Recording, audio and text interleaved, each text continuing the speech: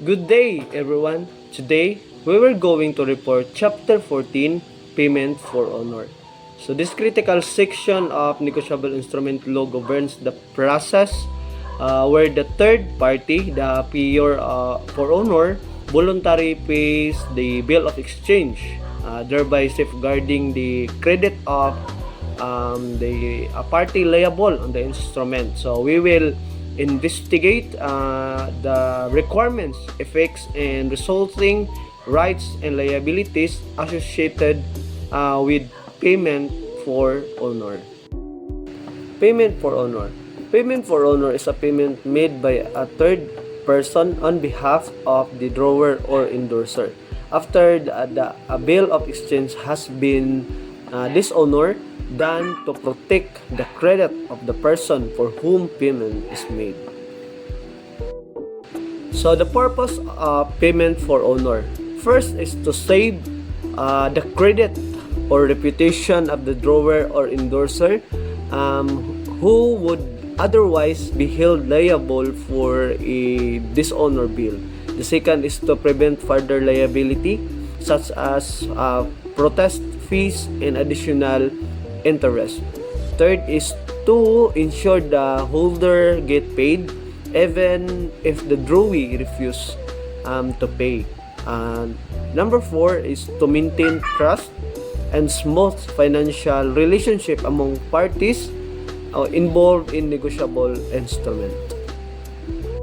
Section 171. Who may pay for honor? Who? Any person, whether party to a bill or not. When? After the bill has been protested for non-payment. For whom? For the owner of any person liable on the bill or for the person whose account is withdrawn. Note that this provision is not applicable to promissory notes. Section 172 and 173. How payment is made? Not a voluntary payment. To be valid, the payment must be attested by a notarial act of honor. Append to protest. This notarial act may be appended to the protest itself or form an extension to it. Basis of notarial act, the act must be founded in declaration made by the payer for honor or their agent. Declaration must state the payer's intention to pay the bill for honor for whose honor the payment is being made. This is the requisites of valid payment for honor. Dishonored in protest. The bill must be dishonored by non-payment. It must be protested for non-payment. Payer. Payment is made supra protest by any person, even the party to the bill. Notarial act. Number 4, payment is attested by notarial act of honor. And number 5, the notarial act is based on the payer's declaration. Section 174. Preference for party. The rule where two or more persons offer to pay for the honor of different parties. Preference given. The person whose payment will discharge the most parties to the bill is given preference. Example is offered to pay for A, discharge B, C, and D. T offers to pay for C, discharges only D. Is given preference. And hi, I'm Marklen Bicolot, and I'll be the one will be tackling about this next section further. And now, let's begin. So, Section 175, Effect of Payment. First, it is a discharge of parties. All parties subsequent to the party for whose honor it is paid are discharged. For subrogation, the payer for the honor is subrogated for the holder, who is steps in the shoes of.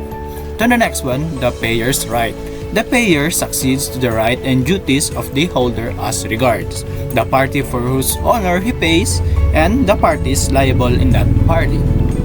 So, it is a payment made after the protest to save the honor of a party, or it satisfies the holder and transferred to the rights to the payer. So, the key effects. Holder can claim is fully discharged. Other, a payer takes the honor rights against the honored party. Also, payer can recover only from the party for whose honor he paid. The next one is without a prior declaration, then no reimbursement right. Example, after dishonor, Jew pays for the drawer, so holder must give him the bill. So, another for this is Leah first for endorser A, so she can only recover the endorser A. And lastly, Ron pays without declaring, so valid payment but he can not recover for that one. So let's move to another section, holder refusal and payer's right. So section 76, holder's refusal. If the holder of a bill refuses to receive the payment, so per protest, he loses his right of recourse against any party who will have been discharged by that payment. The holder may refuse payment for honor if it's not made after protest or the payer doesn't specify whose honor protected or being protected.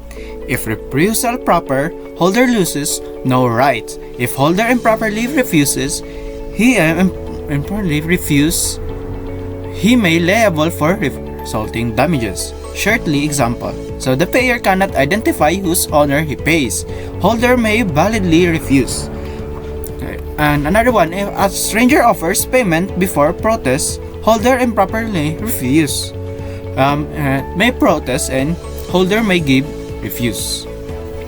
So let's move on to section 177, payer's right. The payer for honor on paying the holder is entitled to receive two things, the bill itself and the protest. A payer for honor has the following rights after making valid payment. So, the first is right to receive the bill itself.